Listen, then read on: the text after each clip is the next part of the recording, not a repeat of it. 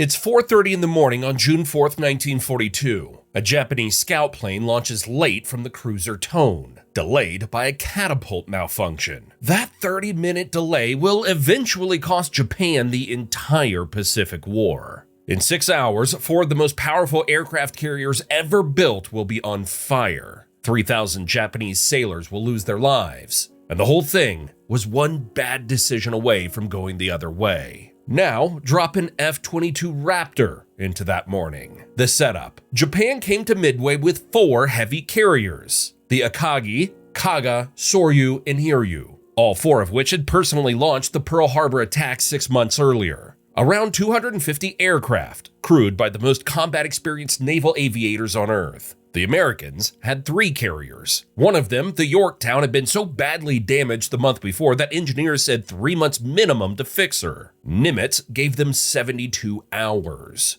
They sailed anyway, half repaired, into the biggest naval battle of the Pacific War. Here's what the F-22 brings to that fight. 6 AIM-120 AMRAAMs, radar-guided missiles that travel at Mach 4 and can hit targets from over 100 miles away. 2 AIM-9 Sidewinders for anything that gets close. 1 M61A2 Vulcan cannon with 480 rounds. And an AN/APG-77 radar that tracks hundreds of targets simultaneously from over 100 miles out, while the plane itself stays completely invisible. Radar cross-section estimated at 0.0001 square meters, about the size of a steel marble. But there's a catch. The Raptor carries either the full air-to-air missile load, or it swaps 4 AMRAAMs for 2 1,000-pound JDAMs to hit ships. Not both. 1 pilot, 1 loadout, decided before takeoff. Combat radius around 470 miles. No tankers, no compatible airstrip on Midway.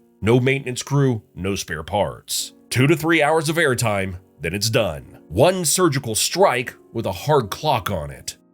The intel. The pilot takes the air-to-air loadout. 6 AMRAAMs, 2 Sidewinders. Right call, and also a trap, as we'll get into. At 4:30 a.m., the Raptor climbs to 50,000 feet. Within minutes, it has the entire incoming Japanese strike force, 108 aircraft, fully mapped. Bearing, altitude, speed, composition. All of it radioed to the American carrier sitting to the northeast. Except radioed is doing a lot of work there. The F-22's data links are encrypted digital systems no 1942 radio can process. The pilot has to broadcast blind on clear voice frequencies and hope a radio man on the Enterprise happens to be on that frequency, and believes the voice from nowhere giving him perfect coordinates of the Japanese fleet. That might sound less exciting than missiles, but it isn't. In the real battle, American dive bomber squadron spent 2 hours searching the wrong patch of ocean. Lieutenant Commander McCluskey had already passed the point where he should have turned back. His fuel gauges were deep into the red, his squadron running on fumes over open water with nothing below them but the Pacific. He kept going anyway.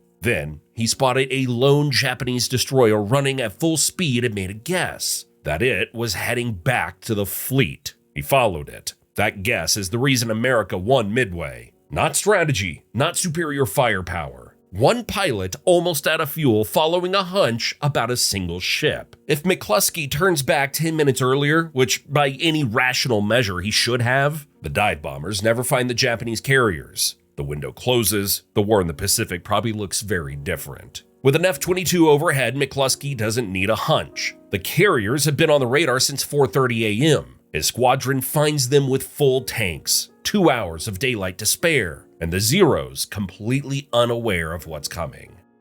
The intercept. At around 6:15 a.m. in the real battle, 28 Marine fighters scrambled to meet the Japanese strike force 30 miles from Midway. They got massacred. The Zero was faster, more maneuverable, and its pilots had years of real combat behind them. The Marines lost most of their planes without stopping a single Japanese aircraft. The F-22 intercepts that same 108 plane formation at 80 miles out. The AIM-120 travels at Mach 4. The Zero tops out at 330 miles per hour. Japanese pilots have no radar warning receivers, no countermeasures, nothing. The first they know about the Raptor is when planes start exploding around them. No visible attacker, no sound of guns, nothing to shoot back at. 6 AMRAAMs. Probably 6 kills in the opening pass, 2 sidewinders for anything that pushes through. The strike force doesn't collapse, it's still 100 aircraft, but it's rattled, leaking planes. And those pilots know something is out there that they can't see and can't fight. One pass, then climb back up. Fuel is everything now.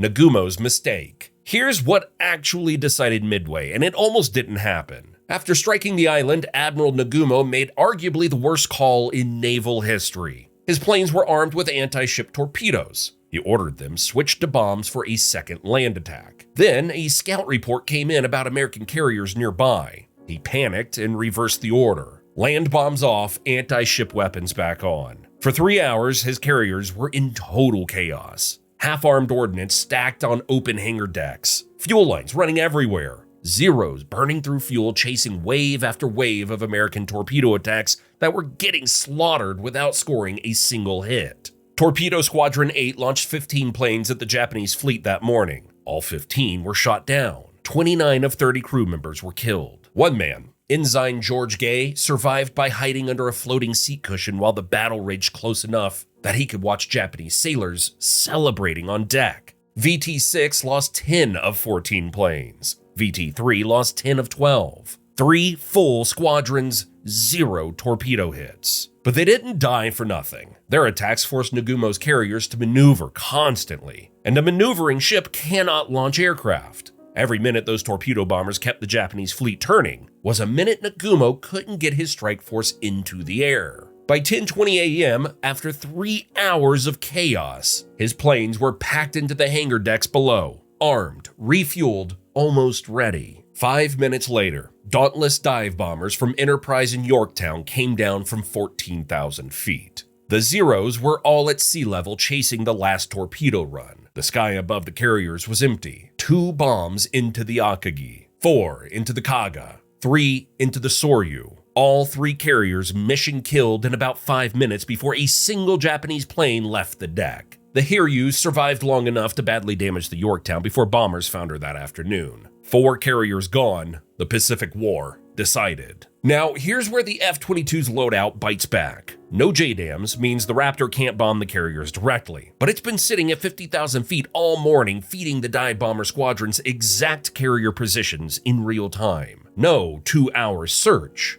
No running on fumes over empty ocean. No hunch about a destroyer. McCluskey finds the fleet with full tanks and the Zeros with no idea of what's coming from above. The torpedo squadrons still fly. The Zeros still have to be dragged down to sea level. The Raptor's missiles are spent and can't do that job alone. But the dive bombers are already stacked and waiting when that window opens. They don't stumble into it. The verdict. The 4 carriers still burn. They were always going to burn once the dive bombers found them at the right moment. The F-22 doesn't change the result. It makes the result inevitable instead of miraculous. Torpedo Squadron 8 still has to fly. Those men still have to drag the Zeros down. What changes is that when they make their run, the bombs are already falling before the last of them hits the water. If you want to see what happens when the F-22 shows up at Pearl Harbor, check out the video on the screen. Thanks for watching.